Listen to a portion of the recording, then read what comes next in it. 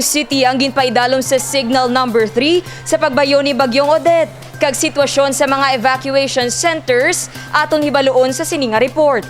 Masobra 4,000 ka mga pumuluyo sa syudad sang Iloilo ang temporaryo anay nga nagpadulong sa 63 ka mga evacuation centers. Sila ang pila lang sa mga pumuluyo nga naapektuhan sang pagbayo ni Bagyong Odette. Isa sa mga nagpadulong agod mag-evacuate sa Baluarte Elementary School ang si Rowena Balbaboco, 44 anyos, kag residente sa barangay San Juan, Molo. Nangin emosyonal si Balbaboco, ilabi na nga nakabatsyag inisang kakulba kag peligro sang ila pamilya nga nagaistar malapit sa panghigaron sang baybay sa distrito sang Molo. Fully damaged kag nagkalakakas ang atop sang ila panimalay. Gani nagahinyo man inisang bulig pinansyal gikan sa lokal nga panguluhan. Subo man kay wala kabala sa kaugalingon mga panimalay, siyempre kay nagubaan kabala. Hindi taman na malikawan ang bagyo subo nga nagaabot sa aton. Tuma naman ang pagpasalamat ni Balbaboco sa mga katapos ng Department of Social Welfare and Development Office. Ilabi na sa mga supplemental feeding volunteers kag daycare workers nga nagapreparar kag nagaluto sang ila pagkaon. Mensahe ni Balbaboco sa iban pa nga mga evacuees nga magpakabakod lang sa anuman nga pagtilaw sa kabuhi. Hindi lang sila magdula pag ulaon.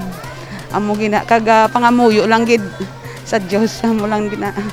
Para naman sa 51 anyos nga si Nora Abella, isa ka supplemental feeding volunteer sa evacuation center sa Baluarte Elementary School. Kalipay ang iya nabatsyagan nga makabulig sa iya isig kapareho. Sa supplemental feeding parts ng DSWD, kami nagaluto sang food preparation para sa mga evacuees. Together sa mga daycare center, daycare workers, naga-shifting kami, gabulos-bulos kami kumbaga. Sa sunod nga adlaw sila naman, sa sunod nga adlaw kami naman. May naga-duty sa gabi, may naga-duty sa day para lang masuportahan namon ang mga naga-evacuate sa ilang foods. Happy, kay siyempre proud lang ko sa kagalingon ko nga makaserbisyo ako sa mga tao, bala. Wala untat naman ang pagalabutan sa mga relief goods kag pagkaon para sa mga evacuees gikan sa pampubliko kag pribado nga sektor. Nagpasalamat si Mary Grace Centino sa mga individual kag sektor nga nagpaabot sang bulig. May mga evacuation centers kita nga ara sa barangay. So from time to time close monitoring ta sa mga barangay council kag sa volunteers naton.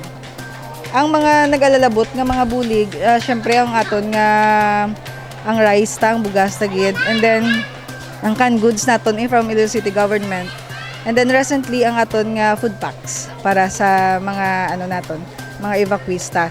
Yari naman ang mensahe ni Centino para sa mga evacuees. Ang mensahe ko lang sa ila nga tani, if mag-order kita nga preemptive bala nga evacuation, cooperate sila kay para man sa ila gid nga safety and protection.